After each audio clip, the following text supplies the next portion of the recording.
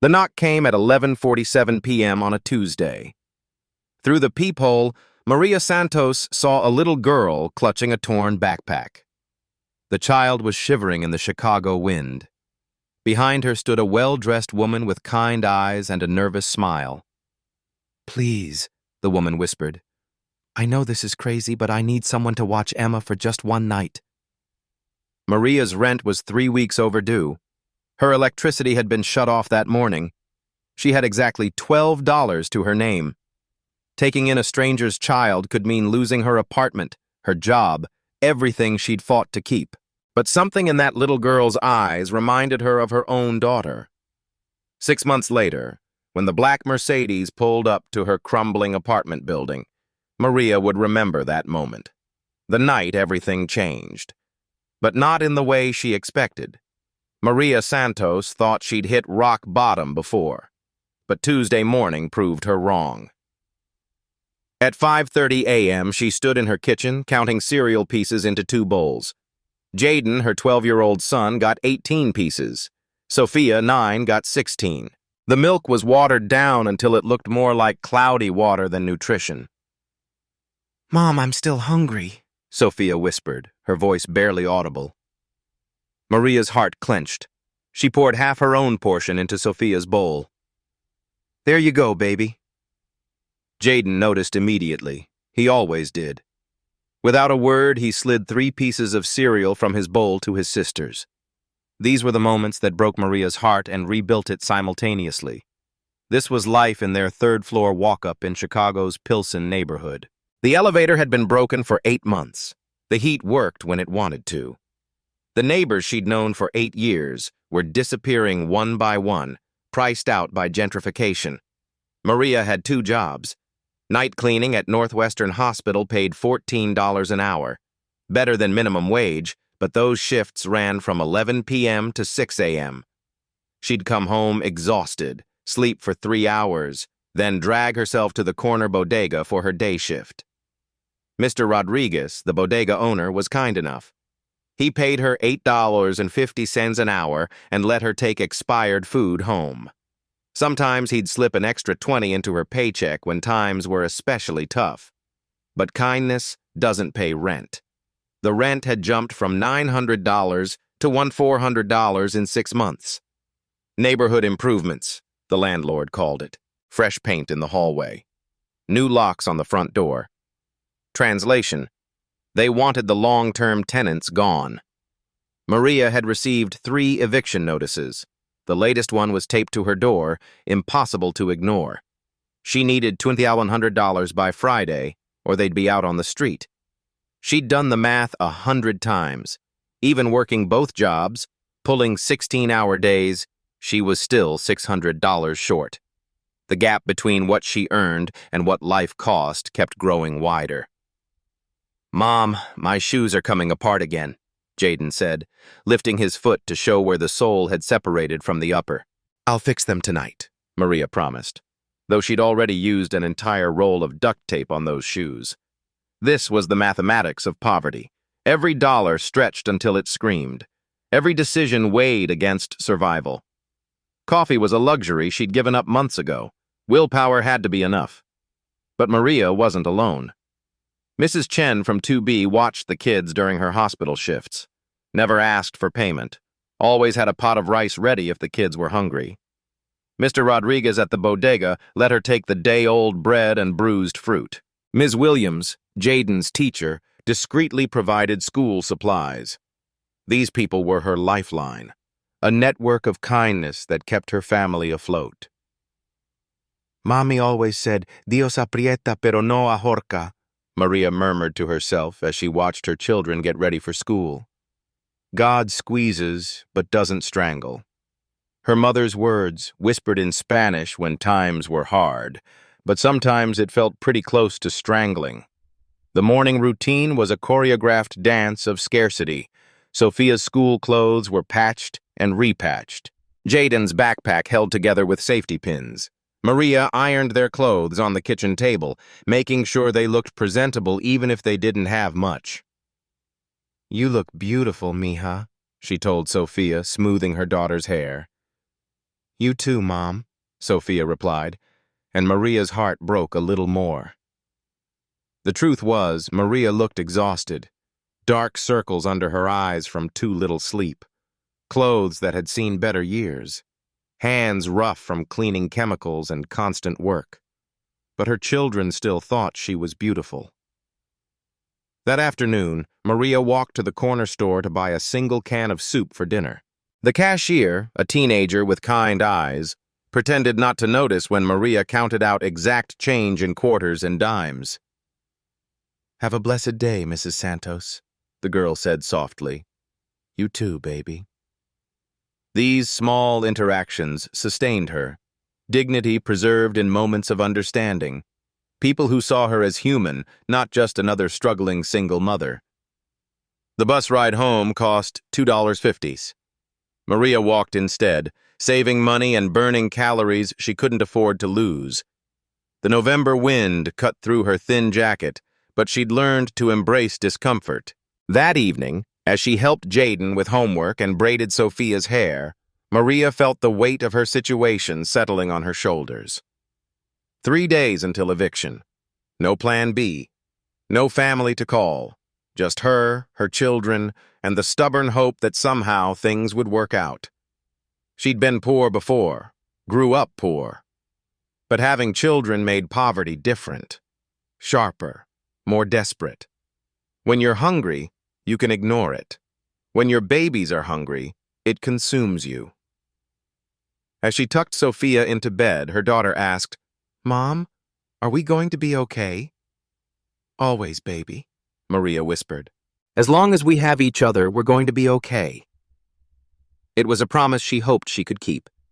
But Tuesday night would test that promise in ways she never imagined. The woman at her door was crying, but it wasn't the kind of crying Maria recognized. Maria had just climbed 3 flights of stairs after her hospital shift. Her feet ached. Her uniform smelled like disinfectant. All she wanted was to collapse into bed for 3 hours before her bodega shift started. Then came the knock. Through the peephole, she saw them. A woman in an expensive coat, her makeup smeared by tears, a little girl with curly hair and frightened eyes, holding a backpack like it contained everything she owned. "Please," the woman whispered when Maria cracked the door. "I know how this looks, but I'm not crazy." Maria kept the chain lock engaged. In this neighborhood, you learn to be careful. "What do you want?" "I need someone to watch Emma for just one night." The woman's voice shook. "I'm Catherine. I found your address through a church referral network." Maria glanced at the child. Emma was mixed race, maybe 8 years old. Her clothes were expensive but wrinkled. She hadn't said a word, just stared at Maria with eyes that had seen too much. "Lady, I don't know you," Maria said, "and I don't babysit strangers." "I'm fleeing domestic violence," Catherine's words came out in a rush. "My husband has connections. He's tracking my credit cards, my phone. If he finds us tonight, we're both dead." Something in Catherine's voice made Maria pause. She'd heard that tone before, in her own voice, years ago, when she'd left Emma and Sophia's father. "I have a protective custody hearing tomorrow morning," Catherine continued. "I just need somewhere safe for one night." Maria looked at Emma again. The child was shivering, not from cold, but from fear. Her small hand gripped her mother's coat like a lifeline. "I can pay," Catherine said, pulling out a roll of cash. $500 just for one night." Maria's breath caught. $500 was almost a quarter of what she needed for rent. But taking in strangers was dangerous. What if Catherine was lying? What if this was some kind of setup? "How do I know you're not setting me up?" Maria asked. Catherine met her eyes. "Because desperate people recognize each other." The words hit Maria like a physical blow. This woman with her expensive clothes and manicured nails was desperate. Really desperate. Maria could see it in the way she held her daughter, the way she kept glancing over her shoulder. "I've been to 3 shelters," Catherine continued. "They're all full, and he knows where they are. The church gave me a list of safe houses, but yours was the only one that answered." Maria hadn't answered. She'd been asleep. but her phone was always on, in case the kids' school called. "Please," Catherine whispered. "I have nowhere else to go." Maria looked at Emma again. The child reminded her of Sophia at that age. Quiet, observant, carrying burdens too heavy for small shoulders. "Mom?" Sophia's voice came from behind her. "Who's there?" Maria turned. Sophia stood in the hallway, rubbing her eyes. Jaden appeared beside her, instantly alert. "Go back to bed," Maria said softly. But Sophia had already seen Emma.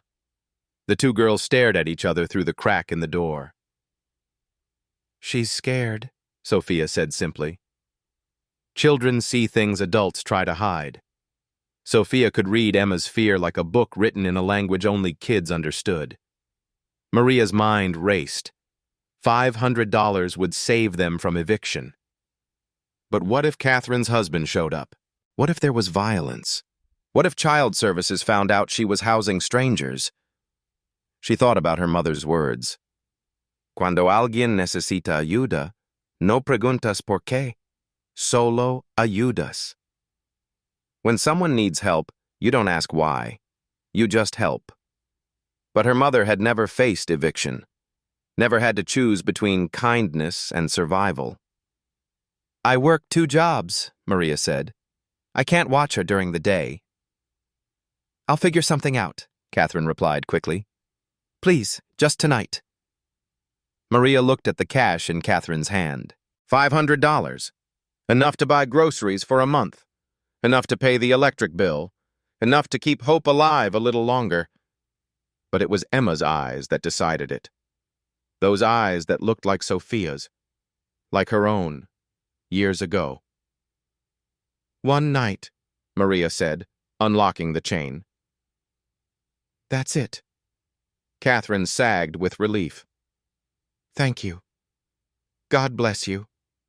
As Maria let them in, she caught Catherine's scent. Expensive perfume mixed with fear sweat. This woman came from a different world, but tonight they shared the same desperation. "Emma can sleep in Sophia's bed," Maria said. "Sophia can bunk with me." "I don't want to impose," Catherine started. "You're not imposing. You're surviving." Emma spoke for the first time. "Thank you, Miss Maria." Her voice was small but clear, polite, well-raised. This child came from privilege, but privilege hadn't protected her from fear. As Maria prepared makeshift sleeping arrangements, she wondered what she'd gotten herself into. But the $500 felt solid in her pocket. Real. Immediate. What Maria didn't know was that saying yes would cost her everything she had left. The first morning changed everything. Maria woke to the sound of laughter. Real laughter, the kind that had been missing from her apartment for months. She found Emma and Sophia in the kitchen, speaking in hushed Spanish. "Emma knows Spanish," Sophia announced. "Her grandma taught her." Catherine sat at the small table, looking lost. Her expensive coat hung over a chair like a costume she no longer needed. "I made coffee," Catherine said quietly. "I hope that's okay." Maria poured herself a cup. Real coffee, not the instant powder she'd been using. Catherine had somehow found the good stuff Maria kept hidden for emergencies. "How did you sleep?" Maria asked. "I didn't," Catherine admitted. "But Emma did. First time in weeks." Emma was helping Sophia pour cereal, her small hands steady and careful. She moved like a child who'd learned to be useful, to earn her place. "I need to call my work," Maria said. "Tell them I'm sick." Catherine looked up sharply. "You don't have to do that." "I can't leave Emma alone." Maria reached for her phone. "And you have court today." The call to the bodega was difficult. Mr. Rodriguez's voice carried disappointment through the speaker. "Maria, you missed yesterday, too. I need reliable workers." "I know. Family emergency. Just today, I promise." Family emergency felt like the right words. Sometimes family isn't blood. Sometimes it's who shows up when you need them. After Catherine left for court, Maria found herself alone with 3 children instead of 2. Emma was quiet, but helpful. She made beds without being asked. She helped Jaden with homework. She spoke to Sophia in Spanish about things that made them both giggle. "Where's Emma's dad?" Sophia asked during lunch. "Sometimes dads aren't safe," Maria said carefully. "So moms have to be extra brave." Sophia nodded like this made perfect sense. Children adapt to complicated truths faster than adults. That afternoon, Mrs. Chen knocked on the door. Her sharp eyes took in Emma immediately. "New granddaughter?" she asked with a knowing smile. "Friend of Sophia's," Maria replied. Mrs. Chen nodded. She understood without explanation. That's how survival networks worked. Questions weren't always necessary. Catherine returned at 6 p.m., exhausted and shaky. "The hearing is postponed," she said. "My lawyer says it could be another week." Maria felt something cold settle in her stomach. A week meant missing more work. A week meant using the $500 for groceries and utilities instead of rent. "I can find somewhere else," Catherine offered quickly. "No," Maria said. "Emma's happy here. Sophia's happy. We'll figure it out." But figuring it out proved expensive. On Thursday, the landlord showed up for a surprise inspection. "Mrs. Santos," he said, his voice carrying authority, "who are these additional occupants?" Maria's heart pounded. "Temporary guests." "Your lease specifies no subletters, no long-term guests." "They're not paying rent," Maria said. "Doesn't matter. This violates your agreement." That night, Maria found a new eviction notice taped to her door. Instead of Friday, she now had 48 hours. The landlord had accelerated the timeline. Catherine cried when Maria told her, "This is my fault. I'm ruining your life." "You're not ruining anything," Maria said firmly. "The system's already broken. You just happened to need help when it broke a little more." By Friday, the consequences were piling up. Maria's hours at the bodega had been cut. Her supervisor at the hospital called about her recent absences. "We need to discuss your reliability," the supervisor said. "I understand," Maria replied, though she didn't understand anything anymore. Saturday brought a social worker to the door. Someone had called in a tip about child endangerment and overcrowding. The woman was professional but cold. She interviewed Jaden and Sophia separately, asked questions about sleeping arrangements, food security, appropriate supervision. "Mrs. Santos," she said finally, "I'm concerned about your housing situation." "We're fine," Maria insisted. 4 people in a 1-bedroom apartment isn't appropriate. "It's temporary." "How temporary?" Maria didn't have an answer. That evening, she sat at her kitchen table, counting and recounting her money. The $500 from Catherine was already spent. Groceries, electric bill, gas for the stove. Money disappeared like water through broken fingers. The math was brutal. Even if she got her full hours back, even if the eviction was reversed, she was drowning. "Mom?" Jaden appeared beside her. "Are we going to be homeless?" The question she'd been dreading, the fear that lived in all their hearts. "No, baby. Mama's going to figure this out." But privately, Maria wasn't sure anymore. Sunday morning, Catherine made breakfast for everyone. Real breakfast. Eggs, bacon, fresh orange juice. The apartment smelled like a home instead of a shelter. "You don't have to do this," Maria said. "I want to," Catherine replied. "It's the least I can do." Emma and Sophia sat side by side, sharing stories and secrets. They'd become sisters in a week. Blood couldn't have bonded them faster than shared understanding. "Emma's teaching me French," Sophia announced. "And Sophia's teaching me how to braid friendship bracelets," Emma added. Watching them, Maria realized something important. This wasn't just about helping Catherine anymore. These children were healing each other. Jaden had taken on a protective role with Emma, walking her to the corner store, showing her the best hiding spots in the building, teaching her the unspoken rules of their neighborhood. She's smart, he told Maria. Smarter than most adults. Children recognize resilience in each other. They form alliances that transcend circumstances. That afternoon, Catherine received a mysterious phone call. She stepped into the hallway to take it, speaking in low, urgent tones. When she returned, her expression was different, determined, almost excited. "My lawyer thinks we'll get good news soon," she said. Maria nodded, but something felt off. Catherine's entire demeanor had shifted, like she'd remembered something important, something she'd been hiding. Monday morning, the eviction notice felt heavier in Maria's hands. 24 hours left. She'd used her last savings on groceries for 4 instead of 3. "I should leave," Catherine said quietly. "I'm making everything worse." "You're not leaving," Maria said firmly. "Emma needs stability. Sophia needs her friend. But your apartment, we'll figure it out." These were the words of a woman who'd run out of options, but not out of hope. Maria Santos had decided that some things mattered more than security. Some choices were worth the risk. What she didn't know was that her choice to stay committed would change everything. The eviction notice came on a Thursday, but that was just the beginning. Maria stared at the paper taped to her door. Final notice. 24 hours to vacate. No exceptions.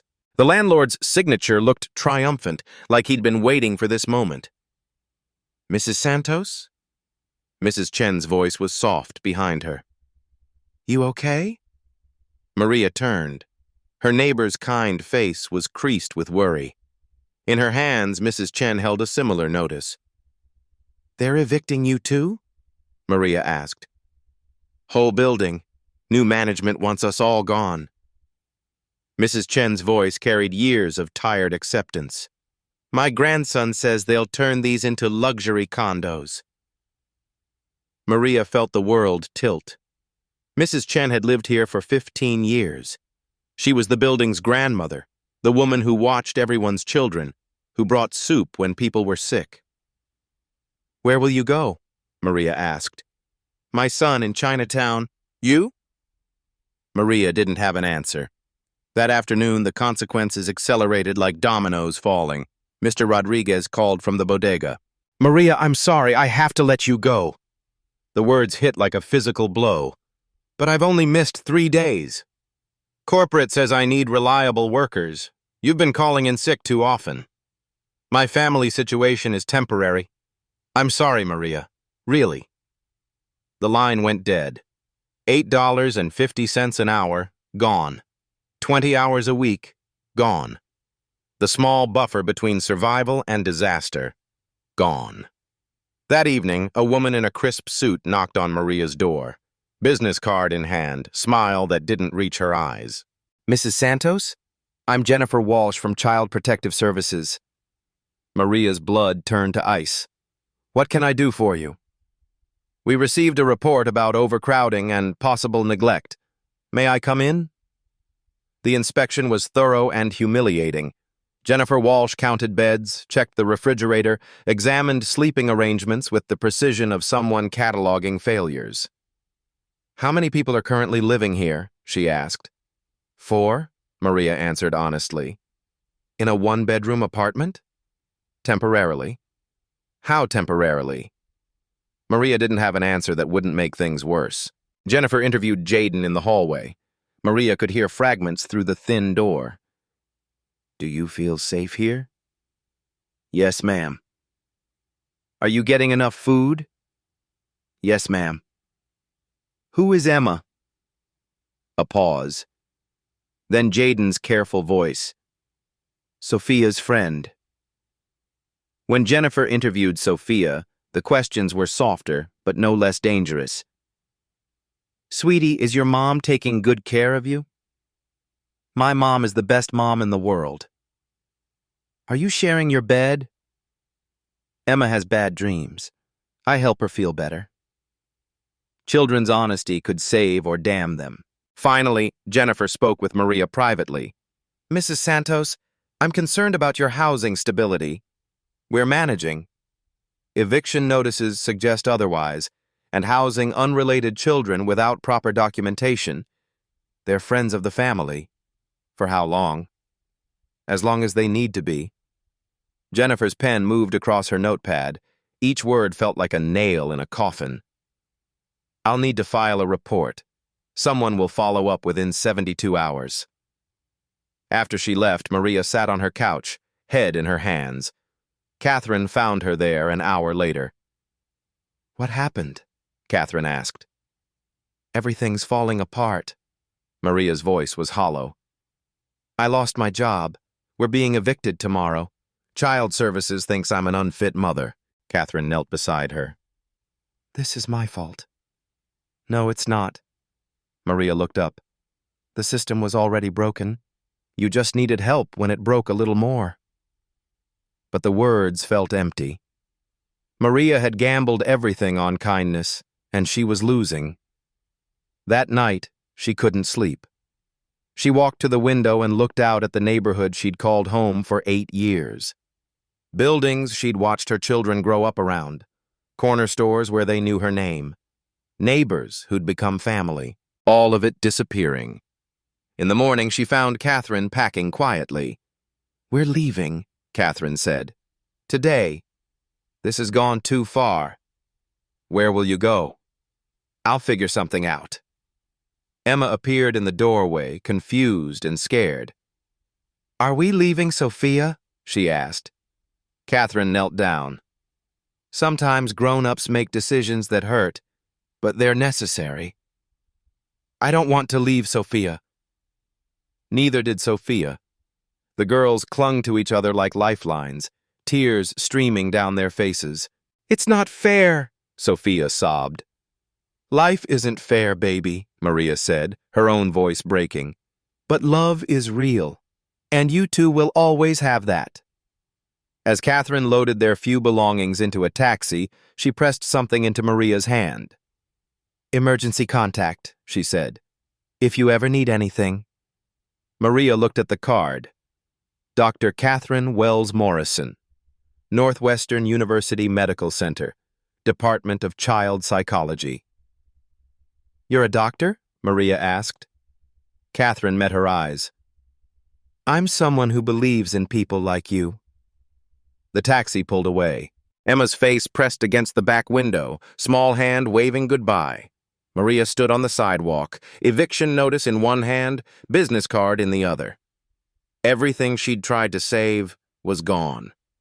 But something about that business card felt important, like a puzzle piece she didn't understand yet. On moving day, Catherine made a phone call that would change everything. Maria was packing their life into cardboard boxes when her phone rang. Unknown number. Mrs. Santos? This is attorney Rebecca Chen from Legal Aid Society. Maria's heart sank. More official business. More complications. We need to discuss your eviction case. Dr. Wells Morrison contacted us about irregularities in your landlord's practices. Dr. Wells Morrison? Catherine Wells Morrison. She says you helped her family during a crisis. Maria sat down heavily. She's really a doctor? Prominent child psychiatrist, professor at Northwestern University. She's been documenting housing discrimination cases for a research project. The puzzle pieces started shifting. Catherine's educated way of speaking, her comfort with legal terminology, the mysterious phone calls. Can you meet us tomorrow at 2 p.m.? Attorney Chen asked. I don't understand what's happening. Dr. Wells Morrison will explain everything. The next day, Maria walked into the legal aid office carrying everything she owned in 2 grocery bags. Jaden and Sophia flanked her, confused but hopeful. Catherine was already there, but she looked different, professional, confident. Her expensive coat made sense now. Maria, Catherine stood up. Thank you for coming. You lied to me, Maria said quietly. I never lied. I just didn't tell you everything. Catherine's voice was gentle. I was fleeing domestic violence. That part was completely true. Attorney Chen spread documents across the table. Your landlord violated multiple housing regulations. Illegal rent increases, discriminatory eviction practices, failure to maintain basic utilities. What does that mean? Maria asked. It means you have grounds for a lawsuit, Catherine said, and I've been documenting everything. Maria stared at her. Why? Because what happened to you happens to thousands of families, single mothers, immigrants, people of color. I'm writing a book about systemic poverty and the people who show kindness despite having nothing. Catherine pulled out a thick folder. I've been recording our conversations with your permission retroactively, taking photos of living conditions, documenting the community support networks that keep families like yours alive. You were studying us? Maria felt betrayed. No, I was learning from you. Catherine's eyes were intense. Maria, you saved my life. But you also taught me something about courage I'd never understood. Attorney Chen interrupted. The landlord's company has agreed to settle. They're facing a class action lawsuit for discriminatory practices across 12 buildings. Settle for what? Enough to pay your back rent, moving expenses, and damages for illegal eviction. Maria felt dizzy. How much? $15,000. The number hung in the air like a miracle. But there's more, Catherine said. My publisher wanted to buy your story, our story, as a book about American poverty and unexpected kindness. I don't understand. Catherine leaned forward. You'd be co-author. Equal partnership. The advance is substantial. How substantial? $50,000, plus royalties. Maria's world tilted. 6 weeks ago, she couldn't afford milk. Now strangers were offering life-changing money. Why would anyone want to read about me? Because your story matters, Catherine said. Because you represent something beautiful about humanity that people need to remember. Sophia tugged on Maria's sleeve. Mom, does this mean Emma can come home? Catherine smiled. Emma's been asking the same question. That evening, Catherine explained everything. Her real name was Dr. Catherine Wells Morrison. She held 2 PhD degrees from Harvard. She'd been studying poverty and resilience for 15 years. My ex-husband is Judge Morrison, federal court. When I left him, I lost access to everything. My house, my car, my research funding, everything was in his name. So you really were desperate, Maria said. Completely. And you were the only person who helped without asking questions. Catherine had spent the weeks after leaving Maria's apartment working with legal advocates, housing rights organizations, and publishers. She'd connected Maria's case to a broader pattern of discrimination. The church referral network was real, Catherine continued. But I specifically asked for families facing eviction. I wanted to understand what happens to people in crisis. And you found me. I found someone extraordinary pretending to be ordinary. The next week brought reporters. Local news wanted to interview Maria about housing discrimination. National publications wanted quotes for articles about gentrification. I'm not comfortable with this, Maria told Catherine. You don't have to do anything you don't want to do, Catherine assured her. But your voice could help other families. Maria thought about Mrs. Chen, now living in her son's crowded apartment, about other neighbors who'd been priced out, about single mothers making impossible choices between rent and food. What exactly would this book say? The truth. That kindness exists in places people don't expect, that the people with the least often give the most, that the system is broken, but humans aren't. And people would read that? People are hungry for real stories about real people, touching stories that remind them what matters. Catherine pulled out a contract. Think about it. No pressure. But this could change everything for your family. Maria stared at the papers. Life stories had value, apparently. Her life story had value. Emma misses Sophia, Catherine said quietly. Sophia misses Emma, too. Maybe they don't have to miss each other anymore. For the first time in months, Maria allowed herself to hope. The Mercedes wasn't what Maria expected, but neither was the woman who stepped out of it. 6 months after that first desperate knock, Catherine returned to Pilsen. But this time she arrived in style. Black Mercedes sedan, leather seats, driver in uniform. Maria watched from her new apartment window. Same building, same neighborhood, but everything had changed. The settlement money had allowed her to negotiate with a different landlord. Fair rent, actual heat, working elevator. "Mom, Catherine's here," Sophia called, pressing her face against the glass. Emma emerged from the passenger seat like sunlight breaking through clouds. 6 months had transformed her from a frightened child into a confident little girl with bright eyes and quick laughter. The reunion between Emma and Sophia was everything Maria had hoped for. Tears, hugs, rapid-fire Spanish conversations about everything they'd missed. "You got taller," Sophia observed seriously. "You got braver," Emma replied. Children see growth differently than adults. Catherine carried a leather briefcase and wore the confident smile of someone whose life had stabilized, but her eyes still held gratitude when she looked at Maria. "You look good," Catherine said. "You look like yourself," Maria replied.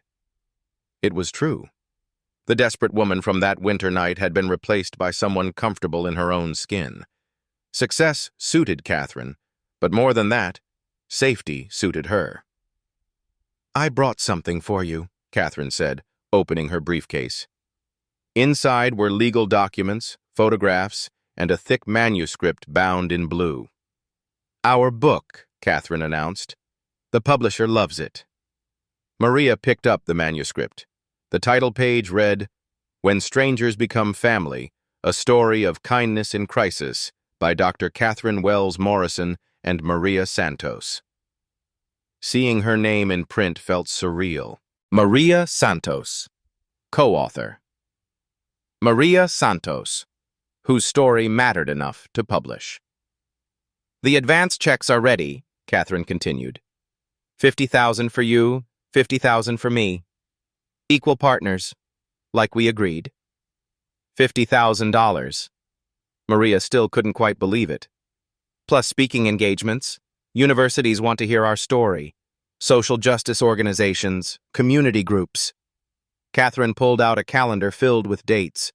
Northwestern University next month, University of Chicago in October, the National Housing Justice Conference in December. People want to hear from me? They want to hear from someone who understands poverty from the inside. Someone who chose kindness when it was dangerous. Maria flipped through the manuscript. She recognized her own words, conversations Catherine had recorded and transcribed. But seeing them on paper made them feel important, official. "There's something else," Catherine said carefully. "The speaking fees are substantial. 5,000 per event, sometimes more." Maria sat down. The numbers were overwhelming. 6 months ago, she'd been counting cereal pieces. Now people wanted to pay her thousands of dollars to tell her story. "I don't know how to be a public speaker," Maria said. "You know how to tell the truth. That's all anyone wants to hear." Emma and Sophia had moved to the kitchen, making friendship bracelets with supplies Catherine had brought. Their chatter filled the apartment with joy Maria hadn't heard in years. "How's Emma doing?" Maria asked. "Thriving.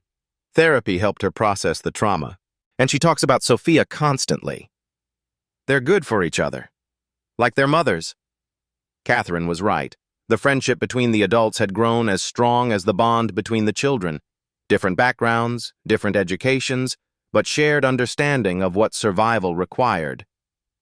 "I have a confession," Catherine said. "The book is already getting attention. 3 movie producers have called about adaptation rights." Movie producers?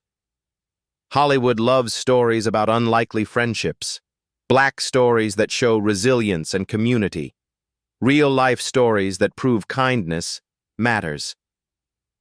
The possibilities felt infinite and terrifying. "I need time to think," Maria said. "Of course. But there's one more thing." Catherine's smile turned mischievous. "Remember Mrs. Chen?" Maria nodded.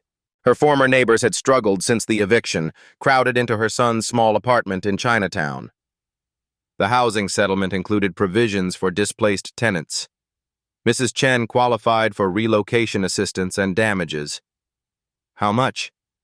Enough to help her son buy a house with space for everyone. Maria felt tears starting. Really? The landlord's discrimination affected 43 families. They're all getting compensation. This was bigger than Maria's individual story. This was justice spreading outward like ripples in water. That evening, Catherine stayed for dinner. Simple meal, nothing fancy, but the apartment felt complete with both families present. "I keep thinking about that night," Catherine said as they watched the girls play. "What if you'd said no?" "I almost did," Maria admitted. "What changed your mind?" "Emma's eyes. They looked like Sophia's when we left her father." Catherine understood. They'd both escaped domestic violence. They'd both faced impossible choices with children watching. "The book publishers want to know if there will be a sequel," Catherine said. "Sequel? What happens next? How success changes people. Whether friendships survive transformation." Maria looked around her apartment. New furniture, courtesy of the settlement. Full refrigerator, courtesy of the book advance. Children laughing, courtesy of choices made in desperation. "I don't want to lose who I am," Maria said quietly. "You won't, I promise." "How do you know?" "Because you're still choosing to help people, even when you don't have to anymore." It was true. Maria had been volunteering with the Housing Rights Organization, helping other families facing eviction, translating at legal meetings, using her experience to guide others through the system. "The speaking engagements," Maria said, "would they really help people?" "Your voice reaches audiences mine can't. You represent something authentic that people need to hear." Maria thought about all the single mothers working multiple jobs, all the families choosing between rent and food, all the children wearing duct-taped shoes with dignity. "If I do this, I want to use the platform for something bigger than just our story." "Like what?" "Housing justice, immigration rights, support for single mothers, real change, not just inspiration." Catherine smiled. "Now you sound like someone ready to change the world." As the evening wound down, Emma hugged Maria tightly. "Thank you for saving us," she whispered. "You saved us too, baby," Maria whispered back. Success felt different than Maria had imagined. Not just individual triumph, but community transformation. Not just escape from poverty, but tools to help others escape too. 6 months later, Maria Santos learned the hardest lesson of all. Standing at the podium of Northwestern University's packed auditorium, Maria looked out at 700 faces. Students, professors, community leaders, all waiting to hear her story. "My name is Maria Santos," she began, her voice steady. 18 months ago, I was 3 weeks behind on rent, working 2 minimum wage jobs, and facing eviction with my 2 children. The audience was silent, attentive. "Tonight, I want to tell you about a knock on my door that changed everything, but not in the way you might expect." In the front row, Catherine sat with Emma and Sophia. Both girls wore matching friendship bracelets, symbols of a bond that had transformed 2 families. "The woman at my door was crying," Maria continued, "but it wasn't the kind of crying I recognized." As Maria told their story, she watched faces in the audience change. Recognition, understanding. Some people wiped away tears. She spoke about the mathematics of poverty, the way $500 could feel like salvation and disappear like morning mist. The choice between helping others and protecting yourself. "I almost said no," Maria admitted. "And sometimes I wonder what would have happened if I had." After her speech, the questions came fast. How do you help others when you're struggling yourself? What advice do you have for people facing housing insecurity? How can privileged people support their communities without being patronizing? Maria answered each question thoughtfully. These weren't just academic discussions anymore. They were conversations about real change. Later, at the book signing, people shared their own stories. A single mother from Chicago's South Side, an immigrant family facing deportation, a college student working 3 jobs to stay enrolled. "Your story gives me hope," one woman said, holding a copy of their book.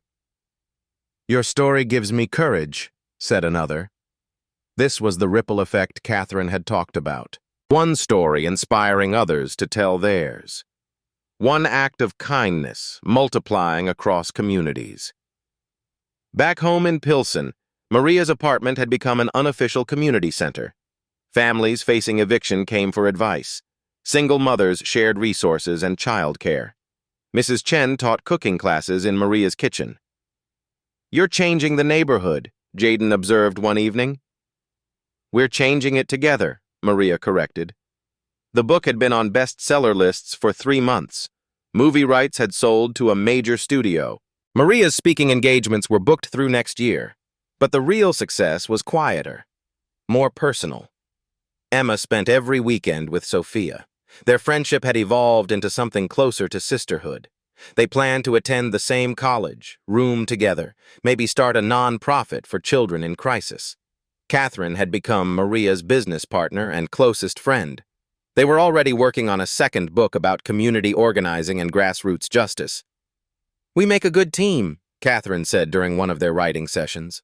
"We always did," Maria replied. The housing rights organization they'd started had helped 12 families avoid eviction. The legal fund had expanded to include immigration cases and workers' rights. Local news stations called it the Pilsen model, community members supporting each other while working for systemic change. "It's not just charity," Maria explained to reporters. "It's justice. It's recognizing that everyone deserves dignity and opportunity." One Tuesday evening, exactly 2 years after Catherine's first knock, another desperate family appeared at Maria's door. A young father with twin daughters, evicted that morning, nowhere to go. "I heard you might be able to help," he said hopefully. Maria looked at his children, 5 years old, scared, holding stuffed animals like lifelines. "Come in," she said without hesitation. "Some lessons don't change. Kindness remains necessary. Community remains essential. Hope remains possible." The young father's name was Marcus. His daughters were Destiny and Hope. His story was different from Catherine's, but equally urgent. Job loss, medical bills, landlord retaliation, the familiar mathematics of crisis.